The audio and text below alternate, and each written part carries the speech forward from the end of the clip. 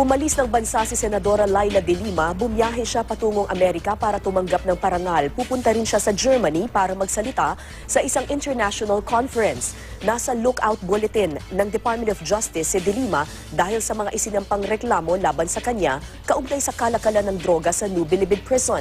Pero dahil wala pa sa korte ang reklamo, binigyan siya ng DOJ ng travel clearance. Inalmahan ng grupong Volunteers Against Crime and Corruption o VACC ang pagbiyaheng ito ng senadora. Nagprotesta ang ilan sa kanila sa paliparan kahapon. Nauna nang tiniyak ni Delima na babalik siya ng bansa. Happened yesterday. Senator Delima left the country. She's going to the United States to receive an award and for a speaking engagement in Germany. The Department of Justice issued an ADO or allowed departure order. Was that correct for the DOJ to do that, Attorney Sal? She's very lucky. Because nobody did what she did to the former President Gloria Arroyo. She was allowed to leave. And after the filing of the charges against her, which is a heinous crime, it's a non-bailable offense. I wonder if she's coming back. The VACC is saying that she might seek asylum abroad. Do you believe that? Or is that an exaggeration? That's possible.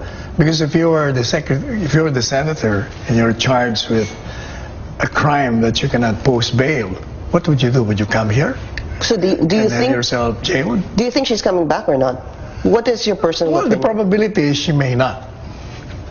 She may not come back. She may not. But the issuance, though. But she's lucky that she was allowed to leave, considering that DOJ is set to file charges against her. Yeah. Let's talk about that. The ADO, was Secretary Aguirre correct in issuing the allowed departure order? As Presidential Legal Counsel, what do you say to that? Well, legally speaking, yes, I think. Yes. We're not like Delima when she was DOJ Secretary, when she effected the arrest of the former president, even without formal charge. So let's go back to that, Attorney Sal. Obviously, you're talking about the time former President Gloria Arroyo was supposed to leave the country, and apparently no charges were filed just yet. There are a couple of charges filed.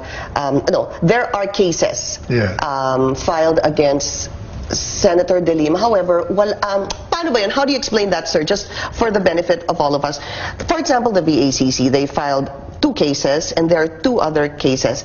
Pero sabi ni Secretary Vit Aguirre, nothing is filed in court and the court will be the one to issue the whole departure order. So how do we understand that? Yeah, he's correct there, because once the court receives a complaint, it issues a warrant for the arrest of the accused, then the court can issue a whole departure order, but not DOJ. So the cases are, how do we say that? They're just complaints? Ganun ba yun, Attorney Sal? Yeah, because they're under preliminary investigation pa. I see. Balak si Senadora Delima na takasan na mga kinakarap niyang issue sa Pilipinas. Ito ay sa kabila na nakatakda niyang official travel sa Estados Unidos at Germany. Ayon kay Delima, importante ang nasabing mga biyahe dahil dadalo siya sa isang programa sa Amerika kung saan ay gagawaran siya ng award o pagkilala. Kasunod nito, magtutungo naman si Delima sa Germany upang magsalita sa isang annual conference on cultural diplomacy. Tatagal ang biyahe ni Delima mula Disyembre 11 hanggang 22. Tiniyak naman ng senadora na sa kanyang pagbabalik sa bansa, mas handa na siyang harapin ang mga kasong isinampa laban sa kanya. Samantala, nilinaw naman ni Justice Secretary Vitaliano Aguirre na pinayagan nila si Delima na bumiyahe kahit na naglabas ng lookout bulletin laban dito dahil wala pa naman anyang nakahaing kaso sa korte para sa mga usaping kinasasangkutan nito. And the Justice Department is allowing Senator Delima to travel abroad. The DOJ says no case has yet been filed against the senator before the courts. Recently, the department issued a lookout bulletin order after Delima was implicated in the drug trade. Delima is traveling to the U.S. and Germany between December 11 and 22. She promises to return after these overseas commitments. fierce critic of the president and that policy, Senator Leila Delima. Welcome to the program, Senator. You heard what your colleague, Senator Cayetano, told me, that there are no extrajudicial killings and that the numbers are something that the Filipino people actually approve of. How can anyone say that there are no extrajudicial killings? We have no more than 2,000 dead bodies, dead persons in the name of this so-called war. Many of these are summary killings or extrajudicial killings. We all heard about the official line that out of the 756 persons killed in the course of police operations allegedly resisted. I do not for a second believe that. The president and his supporters say that there just as many people were killed under the Arroyo and Aquino administrations. Is that true? That is not true. If Senator Cayetano refers to both the Arroyo and Aquino administration, then we're looking at a period of more than 10 years. That's 9 years of Arroyo and 6 years of Aquino. And then we have 2 months of the Duterte administration, and there are a little over 2,000 already killed in the name of this war against drugs. Let me play you something. This is what one witness, one woman testifying before your inquiry said. Sabi ko, kailangan mo na magbago. I told my husband that you need to change so you can see your son grow up. And I don't want our children to find out what you do for a living. So that is apparently the wife of a drug trafficker or a drug user or a drug peddler. The point is, there is a major drug problem in the Philippines. You admit that, right?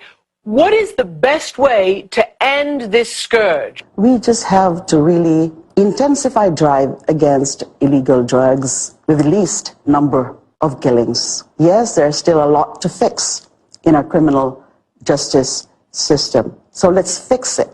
Let's fix the law enforcement. Let's make it more efficient. Let's train more law enforcers in the proper manner.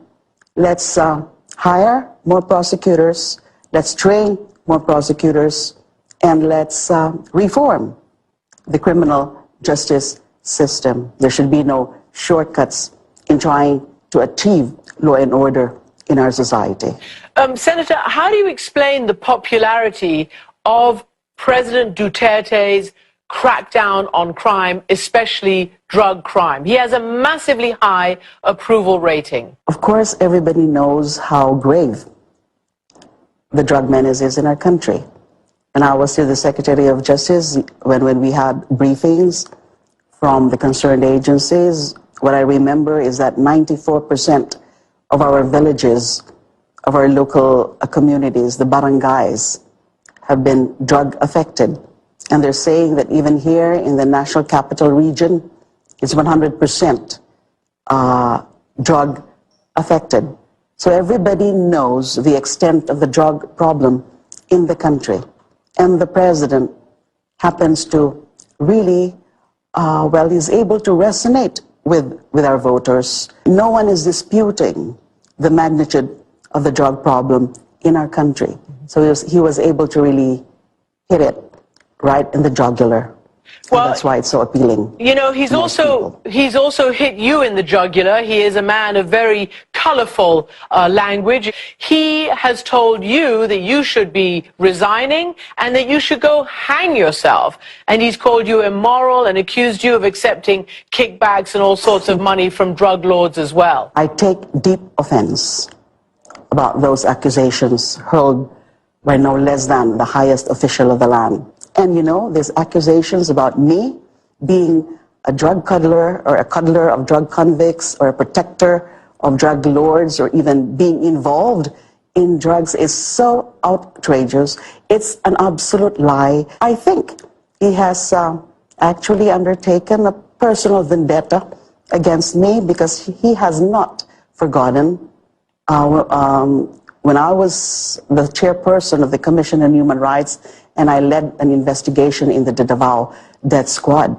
So he has not forgotten that. I've been warned that if I proceed with the Senate inquiry, they're going to do this. They're going to destroy me. And even if this is not really good for me, this is certainly bad for the president. Because I know what is the truth, and the truth is on my side.